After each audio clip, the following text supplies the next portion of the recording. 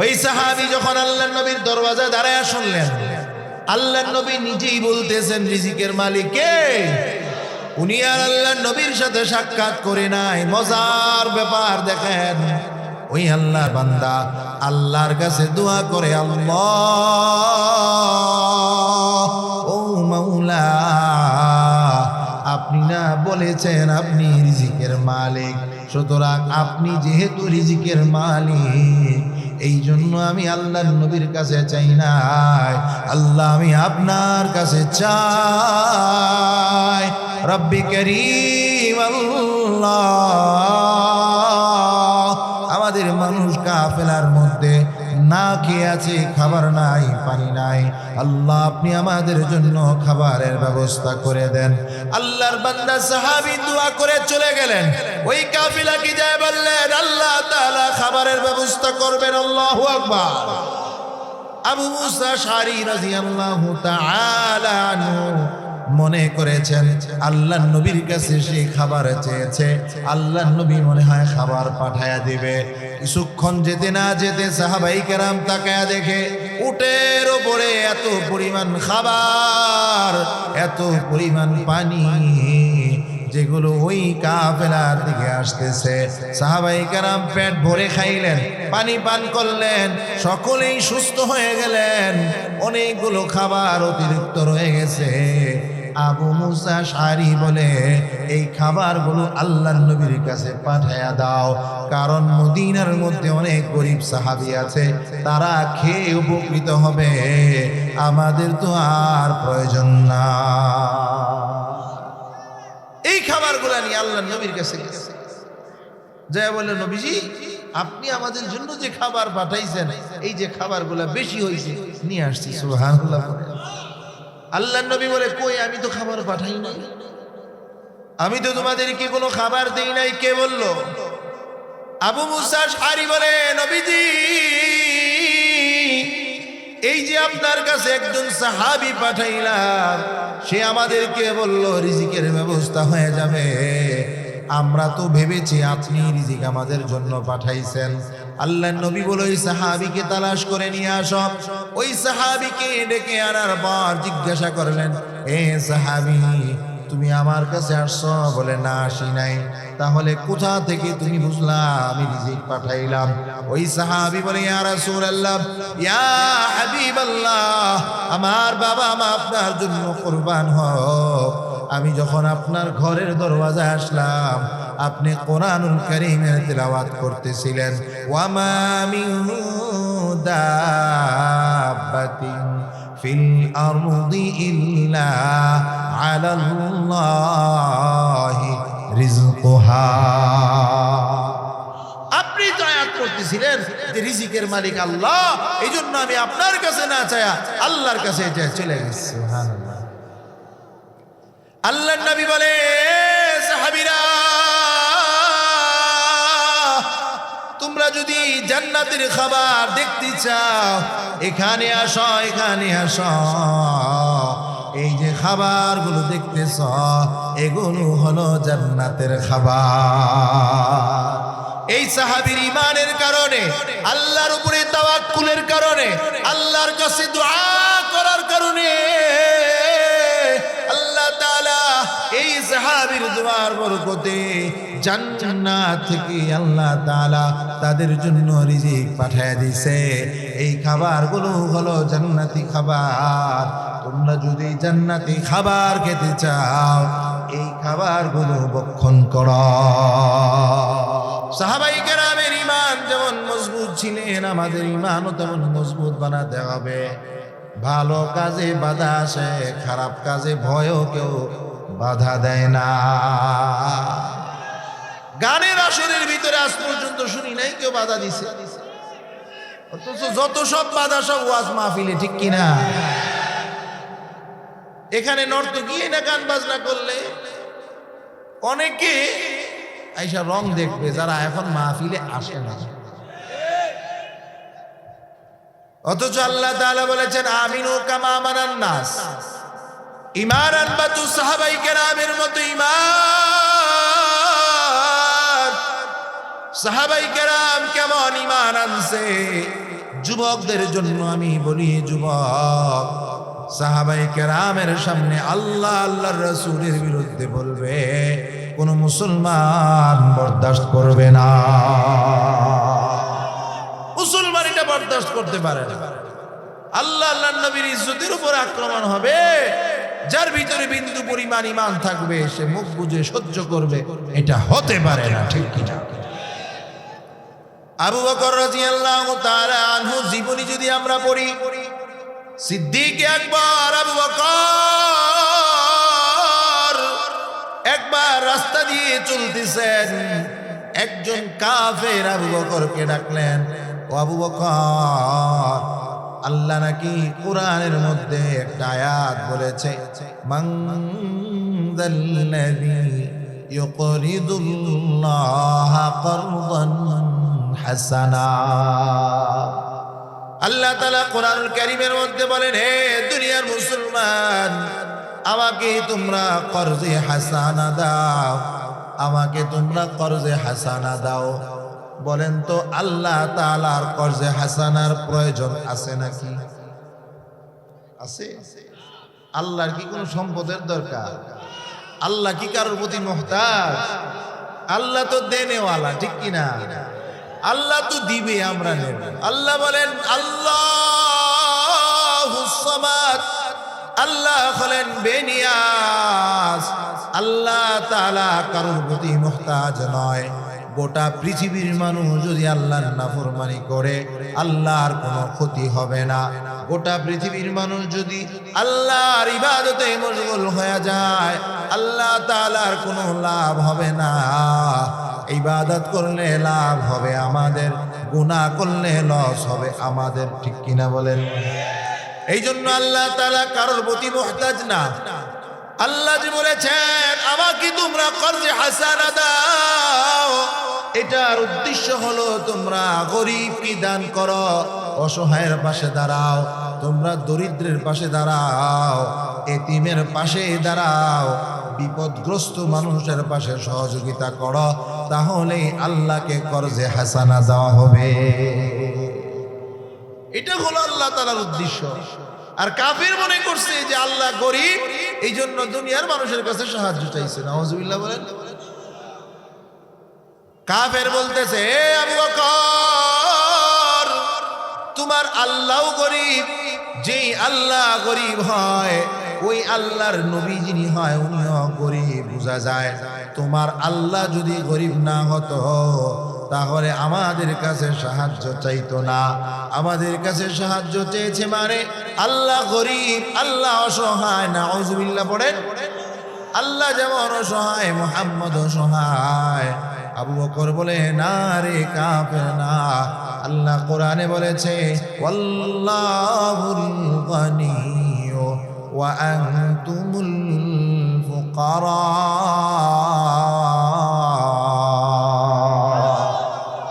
আল্লাহ রাব্বুল আলামিন বলে আল্লাহ হলেন ধনী, দুনিয়ার সব ফকির, ঠিক কিনা? আল্লাহ হলেন রিজিকের মালিক, দুনিয়ার সব ফকির। আল্লাহ বলে জু না মাঙ্গে উসসে বেজার হ্যায়, আল্লাহর কাছে যে চাইবে না আল্লাহ তার উপরে নারাজ হয়ে যায়। একবার বাদশাহ হারুনুর রশিদ মসজিদের মধ্যে ইবাদত করতেছে, একজন গরিব একজন ফকির বাদশাহ হারুনুর রশিদের কাছে আসছে। আয়েশা বলে, ও হারুনুর রশিদ, তুমি তো বড় ধনী মানুষ, আমাকে 3,000 টাকা দিবানি। আমাকে যদি 3,000 টাকা দাও আমার একটা ঋণ আমি দিতে পারবো, বিপদ থেকে বাঁচতে পারবো। চাইছে কত? বাদশাহ হারুনুর রশিদ উজিরকে বলে, এই উজির, তারে 30,000 দিরহাম দিয়া দাও। আল্লাহু আকবার। উজির বলে, বাদশাহ কি ভুল শুনছি? ও বাদশাহ, সে তো 3,000 টাকা চাইছে। বাদশাহ হারুনুর রশিদ বলে, সে চাইছে তার মেজাজ অনুযায়ী, আমি দেব আমার মেজাজ অনুযায়ী। আল্লাহু আকবার। সে চাইছে 3,000, এটা তার মেজাজ, আর আমি দেব 30,000, এটা আমার মেজাজ, আমার শান। একজন বাদশার যদি এই শান হয়, আল্লাহর কি শান চিন্তা করে। আল্লাহর কাছে চাইলে আল্লাহ কি পরিমাণ দিতে পারে। আমরা তো দুনিয়ার মানুষের কাছে চাইতে লজ্জা পাই না, আল্লাহর কাছে চাইতে লজ্জা পাই, ঠিক কিনা? অথচ দেখেন বাদশাহ হারুন রশিদের কাছে আরেকজন ফকির আসছে। বাদশাহ হারুন রশিদ নামাজ শেষ করার পর সেজদার মধ্যে পড়ে পড়ে আল্লাহর কাছে চায়, আল্লাহর কাছে দোয়া করতেছে। দোয়ার পরে তাকায় দেখে একজন ফকির, একজন গরিব ওনার পিছনে দাঁড়ানো। উনি জিজ্ঞাসা করলেন, ভাই তুমি কেন আসছো? বলে আমি তোমার কাছে সাহায্যের জন্য আসছি। বলে সাহায্য নিবা না? বলে না না, আমি তোমার কাছ থেকে সাহায্য নেব না। কেন নিবা না? কারণ তুমি তো গরিব, তুমি তো চাইছো আরেকজনের কাছে। সুবহানাল্লাহ, তুমি তো চাও আরেকজনের কাছে, তুমি যার কাছে চাইলা আমিও তার কাছে চাইবো, তোমার কাছে চাওয়ার প্রয়োজন নাই। আল্লাহু আকবার, আল্লাহু আকবার। মুসলমান, রিজিকের মালিক হলেন আল্লাহ। কোন ব্যক্তি যদি আল্লাহর কাছে চাওয়ার মতো চাইতে পারে, আল্লাহ তাকে কখনো নৈরাশ করে না, তাকে কখনো আল্লাহ নৈরাশ করে না। চাওয়ার মতো যদি চাইতে পারে, এই জন্য বিশ্বাস রাখতে হবে রিজিকের মালিককে। আরে আওয়াজ করে বলেন কে? রিজিকের মালিক আল্লাহ। আল্লাহ রিজিক দিতে পারে, দুনিয়ার কেউ রিজিক দেওয়ার ক্ষমতা। আল্লাহ নবীর একজন বড় সাহাবীর নাম হলো আবু মুসা আশআরী। কি নাম? আবু মুসা আশআরী। মদিনা থেকে লম্বা সফর করে আবার মদিনায় ফিরে আসবে, গোটা দলবল নিয়ে রওনা করেছে। মদিনার কাছাকাছি আসার পরে খাবার ফুরায় গেছে, খাবার নাই, খাবার নাই, পানি নাই, ব্যবস্থা নাই। আবু মুসা আশআরী রাদিয়াল্লাহু তাআলা একজন সাহাবীকে পাঠায়া দিলেন, আল্লাহর নবীর দরবারে যাও, আমাদের সমস্যার কথা বলবা, আমরা না খেয়ে আছি, আমাদের পানির প্রয়োজন, আমাদের খাবারের প্রয়োজন, যেন ব্যবস্থা করে দেয়।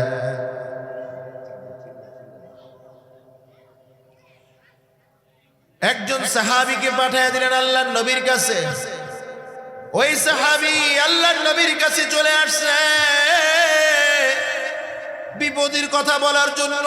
নবীজি, আমাদের কাফেলায়, আমাদের সফরে পানি শেষ হয়ে গেছে, খাবার ফুরিয়ে গেছে, আপনি যদি পারেন আমাদেরকে একটু সহযোগিতা করেন। এই আবদার আল্লাহর নবীর কাছে করবে।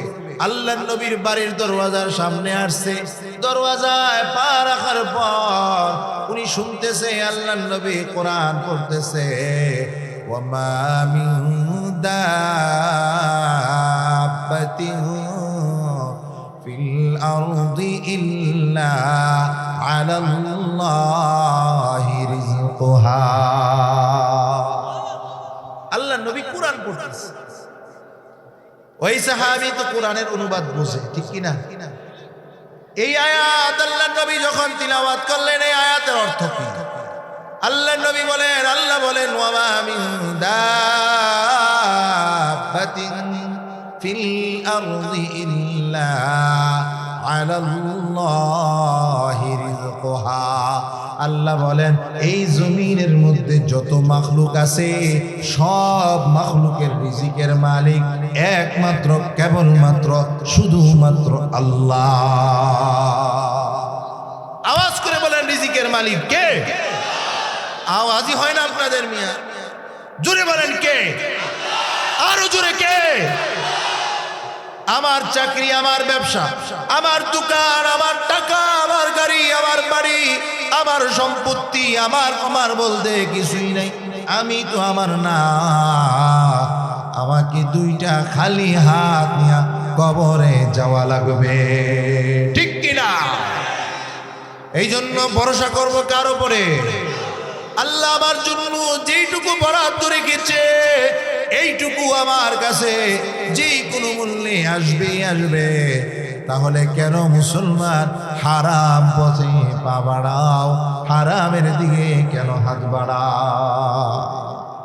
যাকে যতটুকু রিজিক, এটা আসবেই আসবে, ফিরাবার শক্তি ক্ষমতা কারণ নাই। ওই সাহাবী যখন আল্লাহর নবীর দরওয়াজায় দাঁড়ায় শুনলেন, আল্লাহর নবী নিজেই বলতেছেন, রিজিকের মালিক কে? উনি আর আল্লাহর নবীর সাথে সাক্ষাৎ করে নাই। মজার ব্যাপার দেখেন, ওই আল্লাহর সাহাবী, আল্লাহর বান্দা আল্লাহর কাছে দোয়া করে, আল্লাহ ও মাওলা, আপনি না বলেছেন আপনি রিজিকের মালিক, সুতরাং আপনি যেহেতু রিজিকের মালিক, এই জন্য আমি আল্লাহর নবীর কাছে চাই নাই, আল্লাহ আমি আপনার কাছে চাই। রব্বি করিম আল্লাহ,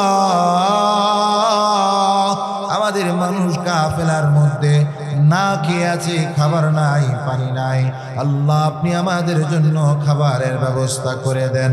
আল্লাহর বান্দা সাহাবী দোয়া করে চলে গেলেন।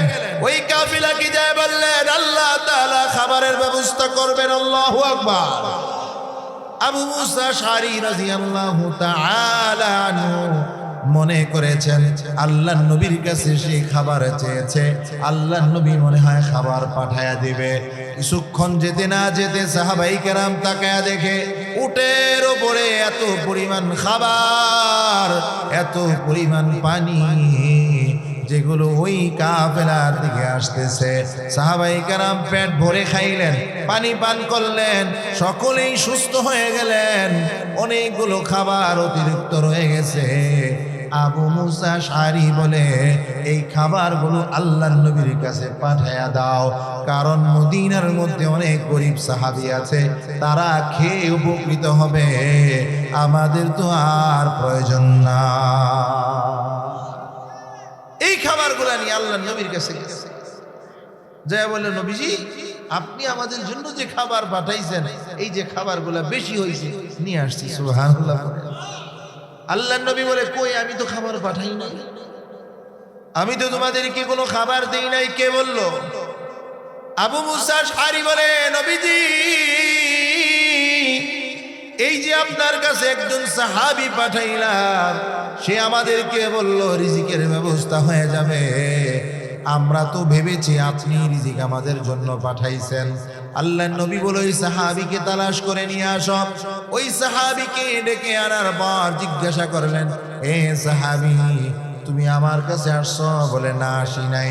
তাহলে কোথা থেকে তুমি বুঝলা আমি রিজিক পাঠাইলাম?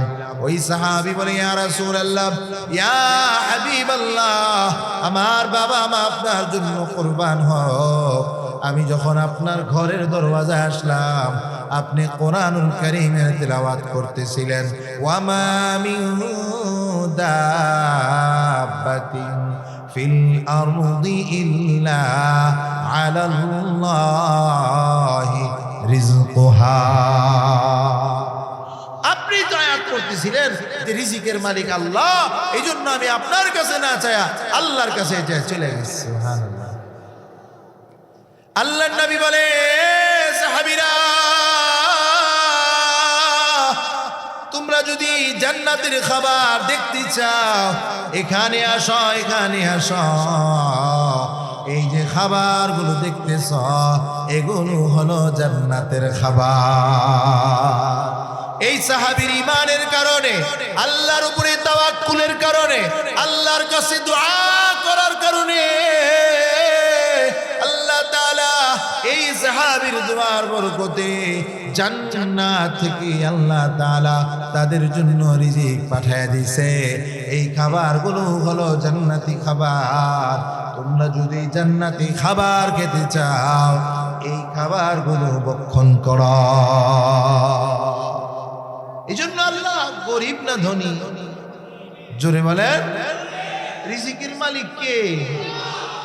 আল্লাহ তাআলা রিজিকের মালিক। ওই কাফির বলে, আবু বকর, তোমাগো আল্লাহ তো গরিব এবং তার নবীও গরিব। নাউজুবিল্লাহ পড়েন। আবু বকর ছিলেন একবারে দুর্বল মেজাজের একজন সাহাবী, নরম দিলওয়ালা, কারোর উপর রাগ করতেন না।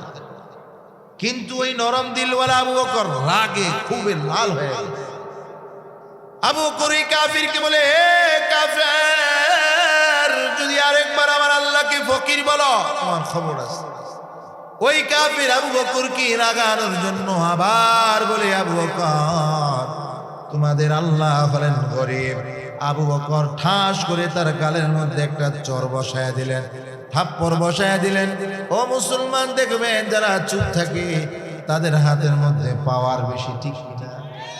আর যারা লটর বটর সতর বতর করে এগুলোর শরীরে কিচ্ছু নাই। হ্যাঁ, ঠেলা দিলে 3 মাইল দূরে গেল, ঠিক কিনা?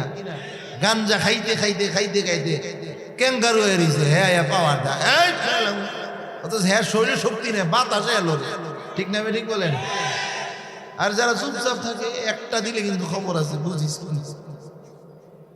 আবু বকর রাদিয়াল্লাহু তাআলা আনহু যখন তার একটা দিলেন, উল্টে উল্টে গিয়ে 3 হাত দূরে বসছে। উইঠে এসে প্রতিবাদ করবে, ডরেই তো আর খবর নাই, চলে গেছে একা একা আল্লাহর নবীর কাছে গেছে, যা বানায়া মিথ্যা বলতেছে। আয়েশা বলে, মুহাম্মদ, শুনলাম আপনাদের বিচার ব্যবস্থা ভালো, আপনারা ইনসাফ করেন, আমি ইনসাফের জন্য আসছি। আল্লাহর নবী বলে, হে আল্লাহর বান্দা, তুমি কি ইনসাফ চাও, কি বিচার চাও বলো। ওই কাফির বলে, আপনার সাহাবী আবু বকর, আমি নিরপরাধ মানুষ, আমি রাস্তা দিয়ে যাচ্ছি, আবু বকর আমাকে চর মেরেছে, থাপ্পড় মেরেছে, আমি আপনার কাছে বিচার দিলাম, আপনি বিচার করেন আবু বকর কেন আমাকে মারলো। আল্লাহর নবী বলে, আমি আবু বকরের কথা শুনতে চাই। এই আবু বকর কি ডাকো। আবু বকর রাদিয়াল্লাহু তাআলা আনহু যখন আসলেন, আল্লাহর নবী জিজ্ঞাসা করলেন, ও আবু বকর, আপনি কি তাকে চর মেরেছেন কিনা? আবু বকর বলে, ইয়া রাসূলুল্লাহ, আমি তাকে চর মেরেছি, থাপ্পড় মেরেছি, এটা সত্য। কেন মারছেন? কেন মারছি? সে আমার আল্লাহকে গালি দিছে, আপনাকে গালি দিছে। আবু বকর বলে, ইয়া রাসূলুল্লাহ,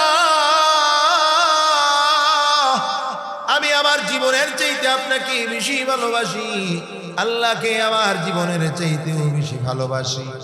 ওগো আল্লাহর নবী, সে যদি আমাকে গালি দিত আমার কষ্ট হতো না, আমার মাকে যদি গালি দিত আমি কষ্ট পাইতাম না, আমার বাবাকে যদি গালি দিত আমি কিচ্ছু বলতাম না। সে আপনাকে এবং আল্লাহকে গালি দিয়েছে, সে আপনাকে আল্লাহকে ফকির বলেছে, এই জন্য আমি তার গায়ে হাত তুলেছি। কাফের তো আস্তাগফিরুল্লাহ, নাউজুবিল্লাহ, হুজুর না না না, আমি কিচ্ছু কই নাই, আপনারও গালি দেই নাই, আল্লাহরও গালি দেই নাই, বুদ্ধই আমার আবু বকর মারছে। আল্লাহর নবী বলে, আবু বকর, সে কি বলতেছে, তুমি নাকি বুদ্ধই মারছো? আবু বকর বলে, ইয়া রাসূলুল্লাহ, মুসলমান হওয়ার আগেই তো আমি আবু বকর আমার জিন্দেগিতে একটা মিথ্যাও বলি নাই, মুসলমান হওয়ার পরে মিথ্যা বলবো এটা তো প্রশ্নই আসতে পারে না। ওগো আল্লাহর নবী, কোরআনের মধ্যে আল্লাহ যে আয়াত নাযিল করেছেন, মান জাআ বিল হাসানাতি ফালাহু আশরু আমসালিহা। আল্লাহ কোরআনের মধ্যে বলেন, তোমরা আমাকে করজে হাসানা দাও, তাহলে আমি আল্লাহ তোমাদের জন্য উত্তম জাযা, উত্তম ব্যবস্থা করে দেব। এই কথা বলে সে বলেছে, আল্লাহ যদি গরিব না হয় তাহলে কেন তিনি আমাদের কাছে সাহায্য চাইলেন? ওই কাফের বলে, ইয়া রাসূলুল্লাহ, আবু বকর মিথ্যা বলতেছে, আমি কথা বলি না। আল্লাহর নবী বলে, আবু বকর, আপনার কাছে কি প্রমাণ আছে সে যে এই কথা বলছে? আবু বকর বলে, ইয়া রাসূলুল্লাহ, আমার কাছে তো কোনো প্রমাণ নাই, প্রমাণ পাবো কোথা থেকে? এই আপনারা বসেন না, এই বসেন না, বল না, বন, খাড়ায় খাড়ায় কথা কইলে তো আপনার পর কথায় শুনতে হইব, আমরা ওয়াজ বন্ধ করে দিতে, বইতো না, ওয়াজ শুনতো না, ওয়াজ করতো না, জামুডা কইতো। যেই মানুষগুলো হাঁটাহাঁটি করতেছে, আল্লাহ যে কবে করে বুঝ দিব এটাই বুঝি, তাও আইসা বসে না, বসবে না, হাঁটবো। এর কাজ হইলো হাঁটাহাঁটি, আল্লাহ এর দিছে হাঁটানো, হারি থাকবো আধা ঘন্টা, তাও বইতো না, ঠিক কিনা বলে? কখন যে আসবো, কখন যে বলবো, এটা আমার বুঝে আইতেছে। মানে আল্লাহ তাআলা এদের ভাগ্যে মাহফিলে আসা সেই যোগ্যতাই মনে দিচ্ছে, ঠিক কিনা বলেন? আজীব ব্যবস্থা, হাঁটতে হাঁটতে পা ব্যথা হয়ে যায়, তারপরে মাহফিলে বসবে। তো এই দোকানটাতে হিকিতে আছে মজা, ওইটা কি আছে মুরালি, ওইটা কি আছে সমুসা, আল্লাহ এর হাডানের উপরেই রাখবে। এই বাগানে এটা জান্নাতের বাগান, ঠিক কিনা বলেন? এখানে যে সে বসতে পারবে না। চেয়ারম্যানের মাইয়ের বিয়া, যারে তারে দাওয়াত দিব। কথা বলেন, যারে ভালোবাসে চেয়ারম্যান হারিয়ে দাওয়াত দিব। যার সাথে যার মহাব্বত, তো ভাই আমার মাইয়ার বিয়ে দিয়ে রাইবাত খাই আইসেন, আপনি না গেলে কিন্তু খবর আছে, ঠিক কিনা? আল্লাহ যারে পছন্দ করবে তারে এনে বসাবে, দাওয়াত করে আনবে। আর যারা পছন্দ করবে তুই আনতে থাক, তোর কাম হইলে 11 নম্বর গাড়িতে চলবি তুই সারা জীবন। বুঝেন নাই কথাটা? আল্লাহ হাঁটবো, কাম হইলো হাঁটনের। আল্লাহর বানাইছে জন্মের পর থেকে হাঁটতে আছে। আবার কিছু আছে দেখবেন বইয়ে দেখে ভাল লাগে না, যাইব উঠা যাওন গেল রওনা দিব। আমার যারা শ্রোতা, আমার মাহফিলের শ্রোতা, হ্যাঁ বুঝছেন, গতকালকে সিলেটের প্রোগ্রাম, এক ফোঁটা ঘুম নাই, এই জন্য শরীর খুব ক্লান্ত। সিলেটের প্রোগ্রাম শেষ করে আইসা জোহরের জুমার আগে মসজিদে ঢুকছে, ঘুমানোরই সুযোগ পাই। আমার 3 শ্রেণীর শ্রোতা হইলে উঠে যায়, এছাড়া আমার শ্রোতা ওঠে না। 1 নম্বর হলো কারোর যদি পেশাব কি ধরে, কথা কয় না, পেশাব তাইলে উঠে যাইতে। আরেক শ্রেণী হলো বিড়ি খাওয়ার নেশা ধরছে, বিড়ি না খাইলে শরীরে জোশায় না, মাথা গরম হয়ে যায়। কিছু কিছু আছে না নাই বলেন? বিড়ির টান না দিলে মজা লাগে না, টান দিতে বিড়ার মধ্যে টান দিলে কয় হুজুর সুখ টান, সুখ টান। আপনারা কি বুঝবেন সুখ টান? হ্যাঁ বুঝছে সুখ টান, হ্যাঁ টানতে থাও, আল্লাহ টানার মধ্যে রাখো সুখ টান। বিড়ি খাওয়ার নেশা না, তার বিড়ি খেতে পারবো না, উঠতে গিয়া একটু চিপা চাপা টয়লেটে ঘুরিয়া বিড়ি বুড়ি খাইয়া হয়তো ভালো লাগলে আবার আয় ভরে যায়। 3 শ্রেণীর মানুষ হলো, শয়তান যদি এর উপর ভর করে উঠে যাবো। বুঝেন না এই কথাটা? এখন যে উঠে যাবো গা বুঝবেন, হ্যাঁ 3টার কোন একটা হয়তো এর পেশাব ধরছে, নাহলে বিড়ির নেশা ধরছে, নাহলে শয়তানের উপর ভর করছে। বুঝেন না এই কথাটা? ঘুম তুমি সারা জীবন ঘুমাইবে। আবু বকর রাদিয়াল্লাহু তাআলা আনহু বলে, ইয়া রাসূলুল্লাহ, কালেমা পড়ার আগে তো আমি জীবনে একটা মিথ্যা বলি নাই, কালেমা পড়ার পরে একটা মিথ্যা বলবো, এটা তো হতে পারে না। আল্লাহর নবী বলে, আবু বকর, আমি নবী আপনাকে সিদ্দিক উপাধি দিয়েছি, আল্লাহ আপনাকে সত্যবাদী উপাধি দিয়েছে। ওটা যেমন সত্য, কিন্তু বিচার ব্যবস্থায় সাক্ষী প্রমাণ পেশ করা এটাও সত্য। সাক্ষী তো দেয়া লাগবে, সাক্ষী ছাড়া তো হবে না। আবু বকর বলে, ইয়া রাসূলুল্লাহ, আমার তো কোনো সাক্ষী নাই। ওই কাফিরকে বলে, কাফের, সত্যি করে বলো, আবু বকর কি তোমাকে অনর্থক প্রহার করেছে নাকি? ওই কাফের বলে, ইয়া রাসূলুল্লাহ, হ্যাঁ হ্যাঁ, আবু বকর আমাকে অনর্থক মেরেছে। আল্লাহর নবী বলে, আবু বকর, আপনার কোনো সাক্ষী নাই, সে আপনার বিরুদ্ধে অভিযোগ দায়ের করেছে। ইসলামের ফয়সালা হলো, যে যাকে যতটুকু প্রহার করবে ওই পরিমাণ প্রহার তাকে খেতে হবে।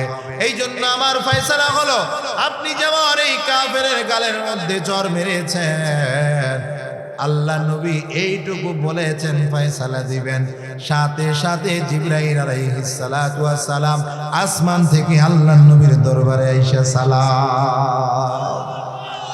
জিবরাইল আলাইহিস সালাতু ওয়াস সালাম চলে আসার পর আল্লাহর নবী বলছে কোন একটা ঘটনা ঘটতেছে। আল্লাহর নবী চুপ হয়ে গেছে। জিবরাইল বলে, ইয়া রাসূলুল্লাহ, ইয়া হাবিবাল্লাহ, কে বলেছে আবু বকরের পক্ষে কোনো সাক্ষী নাই? আবু বকরের পক্ষে দুইটা বড় সাক্ষী আছে। আল্লাহর নবী বলে, ভাই জিবরাইল, কি কি সাক্ষী আপনি বলেন? জিবরাইল বলে, একজন হলেন আল্লাহ, আর একজন হলাম আমি জিবরাইল, আবু বকরের পক্ষের সাক্ষী। জিবরাইল আলাইহিস সালাতু ওয়াস সালাম কোরআনের আয়াত নাযিল করে নিয়ে আসলেন, আল্লাহর কাছ থেকে আয়াত নিয়ে আসলেন। আল্লাহ আবু বকরের শানে আয়াত নাযিল করে দিলেন, লাকাদ সামিআল্লাহু কাওলাল্লাযীনা ক্বালু ইন্নাল্লাহা ফাকীরুন ونحن أغنياء আল্লাহ তাআলা আয়াত নাযিল করে দিলেন, হে পয়গম্বর,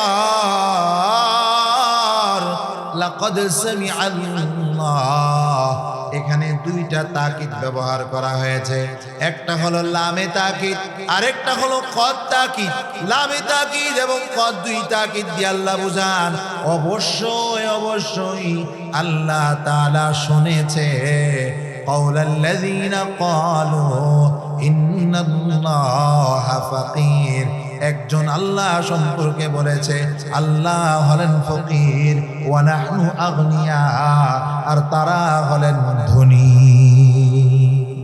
আল্লাহ নিজে শুনেছে, সে এই কথা বলছে যে আল্লাহ ফকির, সে নাকি ধনী। আবু বকর রাদিয়াল্লাহু তাআলা আশ্চর্য হয়ে গেছে যে আল্লাহ আমার জন্য সাক্ষী নিজে দিয়েছে। আবু বকর রাদিয়াল্লাহু তাআলা চোখের পানিগুলো ছেড়ে কান্না করতেছে। আল্লাহর নবী বলে, কাফের, তুমি কার ব্যাপারে আমার কাছে বিচার নিয়ে আসলা? যে আবু বকর সম্পর্কে আল্লাহ নিজে সাক্ষী হয়ে বলে দিয়েছে তুমি আল্লাহকে গরীব বলেছো, ফকির বলেছো। ওই কাফের বলে, ইয়া রাসূলুল্লাহ, ইয়া হাবিবাল্লাহ, আবু বকরের জন্য যদি আল্লাহ তাআলা এত পছন্দ করে থাকে, বোঝা গেল আল্লাহ সত্য, আপনিও সত্য, আমাকে কালেমা পড়ায়া মুসলমান বানায়া দেন। মুসলমান হয়ে গেল। সাহাবাই কেরামের ঈমান ছিল এমন যে আল্লাহ আল্লাহ রাসূলের বিরুদ্ধে বলবে, সহ্য করবে না। ঠিক কিনা বলেন? আমরা তো সাহাবাই কেরামের সমালোচনা করি, সাহাবাই কেরাম কি সত্যের মাপকাঠি মানি না? আছে না নাই? আল্লাহর নবী বলে, আসহাবিকান নুজুম, আমার সাহাবীরা হলো আসমানের তারকার মতো পবিত্র। আল্লাহ কোরআনের মধ্যে সাহাবীদের সম্পর্কে বলেছে, আমিনু কামা আমানান নাস, তোমরা সাহাবীদের মতো ঈমানওয়ালা হও।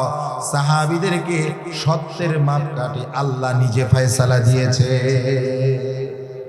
আল্লাহ নিজে বলেছে সাহাবাই কেরাম সত্যের মাপকাঠি। এই জন্য ঈমান আনতে হবে সাহাবীদের মতো।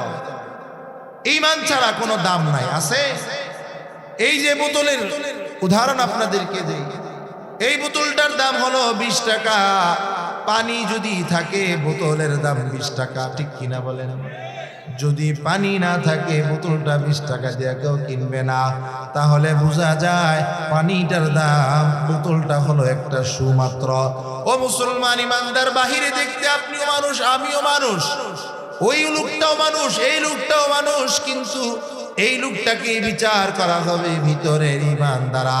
ভিতরে যদি ঈমান থাকে তার দাম আল্লাহর কাছে বেশি, আর যদি ঈমান না থাকে খালি বোতলের যেমন দাম নাই, ওই ব্যক্তিটারও আল্লাহর কাছে তেমন দাম নাই। এই জন্য ঈমান থাকতে হবে দিলের ভিতরে। আল্লাহ তাআলা আজকের এই রজনীটাকে মেরাজের রজনী, কেউ কেউ এটার ব্যাপারে ইখতিলাফ করেছেন। ইখতিলাফ হতেই পারে, কারণ এটা কোনো ইবাদতের বিষয় নয়। এটা হলো আল্লাহ নবী সাল্লাল্লাহু আলাইহি সাল্লামকে আল্লাহ তাআলা শ্রেষ্ঠত্ব দান করেছে, মর্যাদাবান ইজ্জত দান করেছে এই মেরাজের মাধ্যমে। আজকের এই রাত্রটা বড় পবিত্র রাত্র। এক তো হলো জুমার দিনের রাত্র, আরেক হলো কিছু কিছু রিওয়ায়াত অনুযায়ী মেরাজের রজনী। বাইতুল্লাহর সাথে বসায় আল্লাহ নবীকে সিনা চাক করাইলেন, দিলটাকে পরিষ্কার করে আল্লাহ তাআলা জিবরাইল এবং মিকাইলের মাধ্যমে আল্লাহ নবীকে বাইতুল্লাহ থেকে বাইতুল মুকাদ্দাস সফর করালেন। বাইতুল্লাহ থেকেই তো আসমান উঠাইতে পারতেন কিনা বলেন? বাইতুল মুকাদ্দাসে নিয়ে আসমান উঠাইলেন। প্রশ্ন হতে পারে না, বাইতুল্লাহর কি দাম কম? তাহলে বাইতুল্লাহ থেকে কেন না উঠায়া বাইতুল মুকাদ্দাসে নিয়ে গেলেন? তাফসীরের কিতাবের মধ্যে আছে, দুনিয়া থেকে আসমানে ওঠা, আসমান থেকে দুনিয়ায় নামার রাস্তা হলো বাইতুল মুকাদ্দাস। এই জন্য আল্লাহর নবীকে বাইতুল্লাহ থেকে বাইতুল মুকাদ্দাস নিয়েছেন, ওখান থেকে আসমানে উঠাইছেন। আবার যখন কিয়ামতের আগে ঈসা আলাইহিস সালাতু ওয়াস সালাম দুনিয়ার জমিনে আসবে, আল্লাহ তাআলা কিয়ামতের পূর্ব মুহূর্তে ওনাকে পাঠাবেন। ওনার যখন 33 বছর বয়স হয়েছিলেন, আল্লাহ ওনাকে আসমানে উঠায় নিছেন। আবার উনি দুনিয়ার জমিনে আসবেন। এই 33 বছর বয়স অবস্থায় দুনিয়ার জমিনে আসবেন। এমন সময়ে দুনিয়ার জমিনে আসবেন যখন দুনিয়ার জমিনে দাজ্জালের আবির্ভাব হবে। দাজ্জাল হবে একজন কাফের। সে 1 সপ্তাহ দুনিয়ার জমিনে বাঁচবে। প্রথম দিনটা হবে 1 বছরের সমান, দ্বিতীয় দিনটা হবে 1 মাসের সমান। এইভাবে গোটা পৃথিবী সে সব ভ্রমণ করবে, শুধু মক্কা মদিনায় প্রবেশ করতে পারবে না, মক্কা মদিনায় ঢুকতে পারবে না। এছাড়া গোটা পৃথিবী সে ভ্রমণ করবে।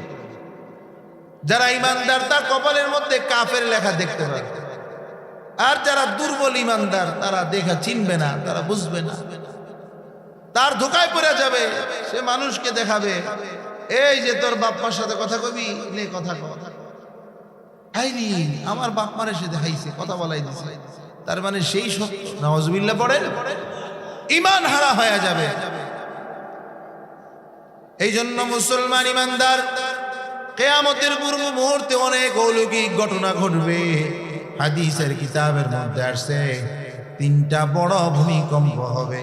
একটা হবে মাশরিকে মাগরিবে, আর একটা হবে মক্কা মদিনার মাঝামাঝি জায়গায়, একটা হবে পশ্চিমে, একটা হবে পূর্বে। পূর্বে যখন ভূমিকম্প হবে সব মুসলমান ওখান থেকে মক্কার দিকে রওনা করবে। পশ্চিমে যখন ভূমিকম্প হবে সব মুসলমান মক্কা মদিনার দিকে রওনা করবে। আর যখন মক্কা মদিনায় ভূমিকম্প হবে সব কাফেররা মক্কা মদিনা ছেড়ে পশ্চিম পূর্বের দিকে রওনা করবে। এইভাবে আল্লাহ তাআলা মক্কা মদিনা মুসলমানদের হাতে দিয়ে দিবে। ঈসা আলাইহিস সালাম দুনিয়ার জমিনে আসবে। আল্লাহ ওনাকে যে পাঠাবেন ফেরেশতাদের কাঁধে ভর করে উনি দুনিয়া আসবেন, বাইতুল মুকাদ্দাসের ছাদে আইসা নামবেন। সুবহানাল্লাহ। যারা হজে গেছেন তারা দেখছেন আল্লাহর নবীর কবরের পাশেই কবরের জায়গা রাখা আছে, ওখানেই হযরত ঈসা এবং ইমাম মাহদিকে দাফন করা হবে। সুবহানাল্লাহ। ঈসা আলাইহিস সালাম যখন দুনিয়ার জমিনে আসবে গোটা দুনিয়া ইনসাফের ছায়া তলে আশ্রয় নিবে। আল্লাহ তাআলা মুসলমানদের ইমানদারদের এই ভূগোলের নিচ দিয়ে একটা বাতাস প্রবাহিত করবে। ওই বাতাস থেকে একটা ফোঁড়া হবে প্রত্যেকটা মুমিনের হাতের নিচে। এই ফোঁড়ার বিষয়ে প্রত্যেকটা মুসলমান ইন্তেকাল করবে। এই জমিনের মধ্যে আর কোন মুসলমান থাকবে না। আল্লাহর নবী হাদিসের মধ্যে বলেন, লা তাকুমুস সাআ হাত্তা ইউকালু ফিল আরদি আল্লাহ আল্লাহ। জমিনের মধ্যে একজন আল্লাহ আল্লাহ বলনেওয়ালা যতদিন থাকবে ততদিন দুনিয়ার জমিন ধ্বংস হবে না। তাইলে জমিনের মধ্যে আল্লাহ আল্লাহ বলনেওয়ালা আর থাকবে না। যখন মারা যাবে তখন আল্লাহ তাআলা পুরা কিয়ামতটা কায়েম করবে। ইসরাফিলকে বলবে সিংহে ফুৎকার দাও। ঈসা আলাইহিস সালাম দুনিয়ার জমিনে কত বছর বাঁচবে? কেউ কেউ বলেন 6 বছর, কেউ কেউ বলেন 7 বছর। এরপর ওনার ইন্তেকাল হয়ে যাবে। দাজ্জালকে ধ্বংস করবে, ইয়াজুজ মাজুজ আসবে, গোটা কিয়ামতের অনেক আলামত আছে। আমার বলার উদ্দেশ্য হলো বাইতুল মুকাদ্দাস থেকে আসমানে ওঠার একটা রাস্তা আছে। এই জন্য আল্লাহর নবীকে বাইতুল্লাহ থেকে বাইতুল মুকাদ্দাস পর্যন্ত ভ্রমণ করাইছেন, বাইতুল মুকাদ্দাস থেকে আসমানে উঠাইছেন। আবার ঈসা আলাইহিস সালামকে বাইতুল মুকাদ্দাসে আনবেন। আল্লাহর নবী যখন প্রথম আসমানে গেলেন, আল্লাহর নবী সম্পর্কে ফেরেশতারা জিজ্ঞাসা করে, কে আসছে? জিবরাইল বলে, আনা জিবরাইল। ওমান মাআকা, তোমার সাথে কে? বলে, আমার সাথে মুহাম্মদ সাল্লাল্লাহু আলাইহি সাল্লাম। উনি কি উপরে ওঠার অনুমতি আছে? বলে, হ্যাঁ আছে। প্রথম আসমানের দরজা খুলে দিবে, প্রথম আসমানে যায় দেখবে সাইয়্যিদুনা আবুনা আদম আলাইহিস সালাতু ওয়াস সালাম বসে আছে। সুবহানাল্লাহ। পড়ে আদম আলাইহিস সালাতু ওয়াস সালাম তুমি দেখবে যে আদম আলাইহিস সালাতু ওয়াস সালাম যখন ডানে তাকায় একটু মুচকি হাসে, বামে তাকায় চেহারাটা মলিন হয়ে যায়। আল্লাহ নবী জিবরাইলকে জিজ্ঞাসা করে উনি এমন করতেছে কেন? বলে উনি যখন ডানে তাকায় ওনার জান্নাতি সন্তানদেরকে দেখতে পায়, বামে তাকায় জাহান্নামী সন্তানদেরকে দেখে, এই জন্য জান্নাতীদেরকে দেখে মুচকি হাসে আর জাহান্নামীদেরকে দেখে সে কষ্ট কষ্ট। এইভাবে এক একটা আসমান করতে করতে আল্লাহ নবী সর্বশেষ আল্লাহর সাথে সাক্ষাৎ। আল্লাহ তাআলা ওনাকে স্পেশাল যে হাদিয়া, নামাজের হাদিয়াটা আল্লাহ নবীকে আল্লাহ তাআলা দিয়া নামাজ নিয়ে রওনা করে। মুসা আলাইহিস সালাম জিজ্ঞাসা করে আল্লাহ কি দিছে আপনাকে? বলে নামাজ। কয় ওয়াক্ত? 50 ওয়াক্ত। আয় হ্যাঁ, 50 ওয়াক্ত আপনার উম্মত পারবে না, দুর্বল। আল্লাহর কাছে দোয়া করেন। দোয়া করেছে, আল্লাহ 5 ওয়াক্ত কমায় দিছে। আবার দোয়া করেন, আবার দোয়া করেছে, 5 ওয়াক্ত কমায় দিছে। এইভাবে কমাতে কমাতে সর্বশেষ 5 ওয়াক্তে চলে আসছে। সুবহানাল্লাহ পড়েন। দেখেন কত আমল আছে, হজের আমল, রোজার আমল, যাকাতের আমল, কোরআন তেলাওয়াতের আমল, দান সদকার আমল, সব আমল আল্লাহ তাআলা জিবরাইলের মাধ্যমে পাঠাইছে। আর একটা আমল যেটা আল্লাহ নিজে আল্লাহ নবীকে কাছে ডাইকা নিয়া মেহমান বানায়া হাদিয়া স্বরূপ দিয়েছে। সুবহানাল্লাহ। সে আমলটার নাম কি? নামাজ। গোটা মেরাজের যে সিস্টেম আমরা দেখতেছি, এই গোটা সিস্টেমটাকে আল্লাহ তাআলা এই মেরাজের জন্যই করেছে, নামাজের জন্য করেছে, নামাজের জন্য। আওয়াজ করে বলেন কিসের জন্য? এই জন্য আল্লাহর নবী বলেন আউয়ালু মা ইউহাসাবু বিল আবদু ইয়াউমাল কিয়ামাতিস সালাহ। আল্লাহর নবী হাদিসের মধ্যে বলেন হাসরের ময়দানে সর্বপ্রথম বান্দাকে আল্লাহ তাআলা যেটা জিজ্ঞাসা করবে, ও গোলাম দুনিয়ার জমিনে নামাজ আদায় করেছো কিনা?